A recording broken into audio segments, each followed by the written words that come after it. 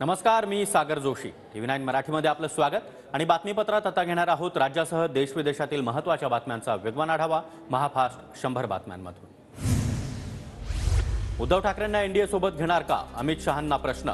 जर तरच्या प्रश्नांवर उत्तर नसतं, अमित शहांचं उत्तर. मुलगा मुख्यमंत्री व्हावा असं उद्धव ठाकरेंना वाटतंय. घराणेशाहीवाले सत्तेच्या स्वार्थासाठी एकत्र आले. TV9च्या ग्लोबल समिट कार्यक्रमात अमित शहांची ठाकरेंवर टीका. भाजपचे लोक मला सांगतात अमित शहांनाच पंतप्रधान व्हायचंय. संजय राऊतांचा मोठा दावा. अमित शहांचं वक्तव्य हास्यास्पद. जय शहांनी विराट कोहलीपेक्षा जास्त षटकार मारलेत का? अमित शहा नसते तर जय शहा BCCIमध्ये दिसले असते का? संजय राऊतांचा सवाल. भाजप लोकसभेच्या 23 पेक्षा जास्त जागा लढवणार. भाजपकडून लोकसभेच्या 23 जागांसाठी निरीक्षकांची घोषणा. विविध आमदार, मंत्री आणि पदाधिकाऱ्यांची निरीक्षक म्हणून नियुक्ती. बारामतीच्या जागेसाठी भाजपकडून निरीक्षकाची घोषणा नाही. भाजप अजित पवार गटाला बारामतीची जागा सोडण्याची शक्यता. चर्चांना उधाण. भाजपकडून रत्नागिरी, सिंधुदुर्ग आणि नाशिकसाठी निरीक्षकाची नेमणूक नाही. दोन्ही जागांसाठी सध्या शिंदे गट आग्रही. भाजप त्यांच्या पक्षाचे सर्वच खासदार बदलणार. काही सरकारी कर्मचाऱ्यांना भाजप तिकीट देण्याच्या तयारीत. अंबादास दानवेंचं वक्तव्य.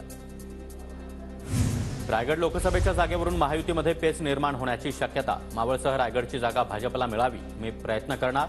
गोव्याचे मुख्यमंत्री प्रमोद सावंत यांचं कर्जतमध्ये वक्तव्य. तर रायगडच्या जागेसाठी सुनील तटकरेही आग्रही. सर्वच लोकसभेच्या जागांवर भाजपचा डोळा. अजितदादा आणि शिंदेंची बार्गेनिंग पॉवर कमी होणार.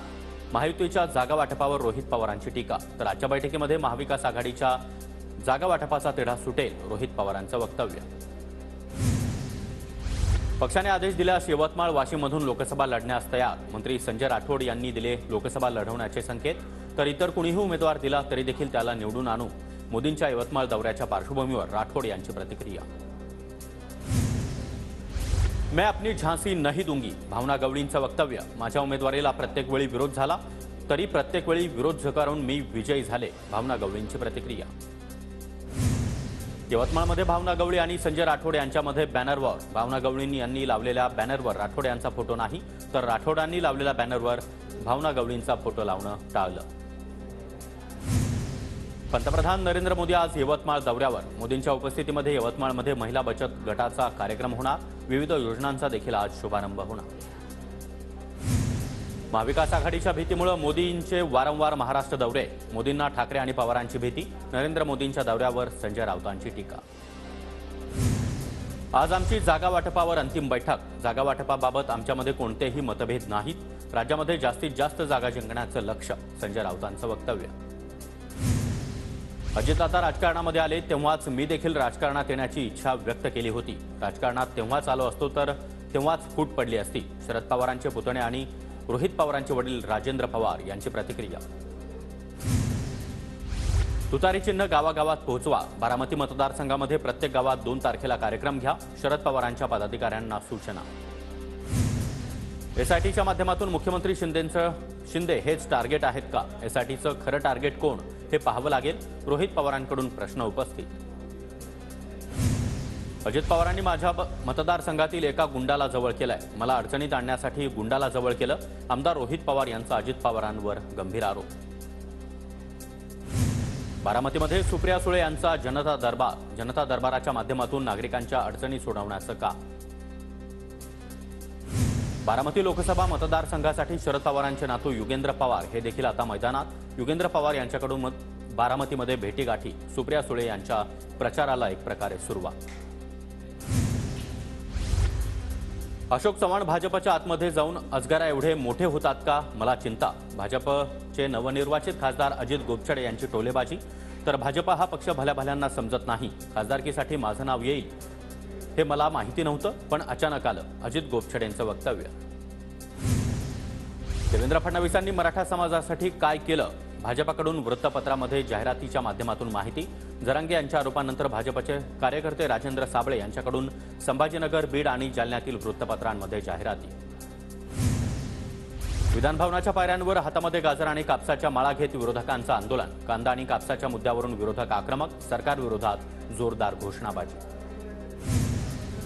महाविकास आघाडीची दुपारी 4 वाजता हॉटेल ट्रायडंट या ठिकाणी बैठक. लोकसभेच्या जागावाटपावर आज अंतिम चर्चा होणार। महाविकास आघाडीचा लोकसभेचा फॉर्म्युला आज स्पष्ट होण्याची शक्यता।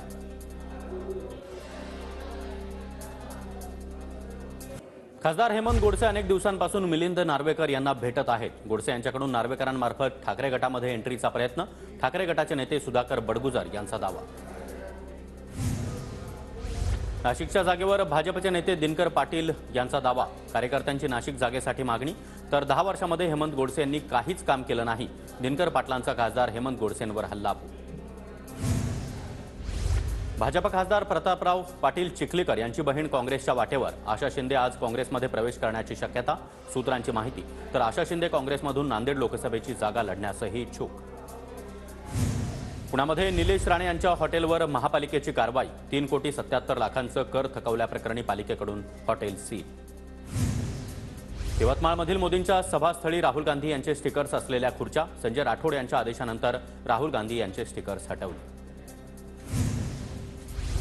पंतप्रधान मोदी यांच्या यवतमाळ दौऱ्याच्या पार्श्वभूमीवर शेतकरी नेते किशोर तिवारी यांना पांढरकवडा पोलिसांची नोटीस। मोदींच्या सभेदरम्यान बेकायदेशीर कृत्य केल्यास कारवाईचाही इशारा। भाजपचे राष्ट्रीय अध्यक्ष जे.पी. नड्डा 4 मार्चला नागपूर दौऱ्यावर। भाजप युवा मोर्चाच्या राष्ट्रीय अधिवेशनाला मार्गदर्शन करणार। मंत्री नितीन गडकरी, देवेंद्र फडणवीस, चंद्रशेखर बावनकुळे देखील उपस्थित राहणार। शरद पवार यांच्या सभेनंतर अजित पवारांची मंचरमध्ये उत्तर सभा। वळसे पाटील यांच्या मतदारसंघामध्ये पवारांची सभा झाल्यानंतर अजित पवार 4 मार्चला उत्तर सभा घेणार। मुख्यमंत्री एकनाथ शिंदे यांच्या हस्ते अंगणवाडीच्या विद्यार्थ्यांना दप्तरांचं वाटप। वर्षा निवासस्थानी कार्यक्रमाचं आयोजन। मुख्यमंत्री जनकल्याण कक्षाचा अनोखा उपक्रम। महादेव बेटिंग ॲप प्रकरणामध्ये ईडीची छापेमारी सुरू। ईडीकडून जवळपास 15 ठिकाणी छापेमारी। मुंबई, दिल्ली, पश्चिम बंगालमध्ये ईडीची छापेमारी। मुंबईतील आझाद मैदानामध्ये जुनी पेन्शन संघटनेचं ठिय्या आंदोलन। जुनी पेन्शन योजना लागू करण्याची मागणी। हजारो कर्मचाऱ्यांचा ठिय्या आंदोलनामध्ये सहभाग। पुण्यामध्ये अखिल भारतीय विद्यार्थी परिषदेचं आंदोलन। शासनाच्या शिष्यवृत्ती धोरणाविरोधात विद्यार्थी आक्रमक। हजारो विद्यार्थी शिष्यवृत्तीला मुकल्याचा आरोप। बीएसएनएल 4G टॉवर उभारणीमध्ये दिरंगाई करणाऱ्या ठेकेदाराची खासदार विनायक राऊतांकडून दूरसंचार मंत्रालयामध्ये तक्रार। रत्नागिरी आणि सिंधुदुर्गात 268 टॉवर मंजूर। लोकसभा निवडणुकीच्या पार्श्वभूमीवर जनता दल सेक्युलर महायुतीसोबत। जनता दल सेक्युलरचे प्रदेशाध्यक्ष नाथाभाऊ शेवाळे यांचं चंद्रशेखर बावनकुळे यांना पत्र। पत्रामध्ये महायुतीसोबत असल्याचा उल्लेख।